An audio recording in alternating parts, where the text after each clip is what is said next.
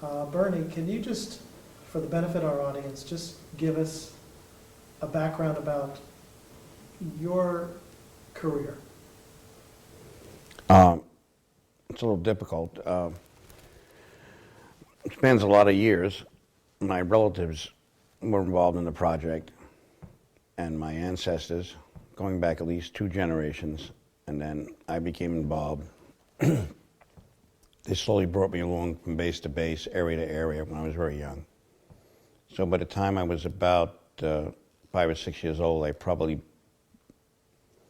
seen a great deal about the UFO and pretty much knew what it was about, or had a sense of it, I'd say. I probably had a good sense of what was going on with the UFO. And then after the major incidents I had, there was one when I was a child, 1 or 2 when I was a child, was a major incident in the neighborhood I grew up in. It was a UFO landing. And then a major incident when I was about 14, and that's how I met the presidency and the administration thereof, and got involved in the project almost on a full-time basis, mainly in the summer, going from area to area, gathering information, asking questions, some of which I explained with Andrew, who I met when I went to the West Coast jump room. I was in the East Coast jump room quite some time, periodically, driving up there and investigating the peculiar things that were going on. Okay, so let's talk about this from the beginning now. You were recruited by the military, or were you recruited by the Nixon administration? You started working directly with the Richard M. Nixon administration, is that correct? I worked directly for Nixon. And what year would that have been, Bernie? That would have been 1971. So 1971, you start working for Nixon, and what were you hired to do? Nixon made me his assistant. I had the incident, I had the briefings and debriefings, and then the testing, and then I went through all these psychological testing and all these obstacle course testing. I did quite well, and I, believe it or not, was qualifying for the jump rooms, because some admiral who sat down and talked to me for quite some time said, we need people like you right now because we don't have anybody to fill in. I said, we have all these special forces people. They work. I said, well, they're not jump room qualified. He says, you're young enough that your lungs are elastic enough and that you can recover quite well from these jumps.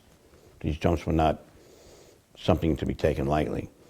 And that, little did I know at the time, he had a big project going with this Project Rainbow, which had an offshoot project of the Eldridge Philadelphia experiment, and a bunch of other projects that were going on with hidden valleys and spaceships and these wormholes and all these mysterious places and these mysterious creatures they found in these places, because was going on big time now. And they were looking for people. You started working for the Nixon administration. Correct. Were you recruited because of your experience with ETs at a That's young correct. age? And how did they find out about your experiences? There were major landings not far from where I lived, and then I was with my cousins who were dealing with these ET questions. Mm-hmm. And they would take me to the areas where they were dealing with ET. Bob being one of them.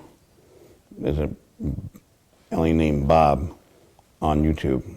That's my cousin was dealing with him when he would show up. So I met him at a very young age. My cousin is George. The alien's name is Bob. Okay. He's on YouTube. You can't miss him. Okay. How old were you at this time? With Bob the first time, I must have been 5 or 6 years old. 5 or 6. So you got started at a very young age interacting with Mm-hmm. ETs. And did this persist? This has persisted throughout your life? Oh, yes. And are you in contact with ETs at this time? No. When was the last time you had contact with ETs? Last time I had contact with ET. Could have been in the 80s. Okay. I was in the 80s, and then sometime a couple times in the 90s. Okay. I get asked periodically to go back to the areas, but I'm not particularly interested. Okay. So fast forward to 1971. you're recruited by the Nixon administration as a special assistant to Richard M. Nixon. That's correct. Because of your experience with ETs, they wanted a person with your background and your experience to help them with this. A liaison between me and the areas and what was going on, so that Nixon, somebody he could trust, he can tell me to go do something, and I come back and I report to him precisely what happened. Okay. That was a big problem, or known as the chain of command. There was a big problem with the chain of command at the time. When you started working for the Nixon administration, what kind of clearance did you have? I had a secret clearance, and then became a top secret clearance, and then became, because I was registered to go overseas, something called a cosmic clearance, which I never really knew what that was until recently. And then clearances for to go in NATO if necessary, but they really didn't want to tell NATO anything about me for various reasons. I don't know why. And then with the British stuff down in Australia and Alaska, I was all over the place at one time. And I became what was known as a access level person. So I think I started out at 43 to 45 to 47, promoted to 53, promoted to 57. I did such really good work, made very good reports. And then 59, I was told you would not go any further, no matter what. It was absolute.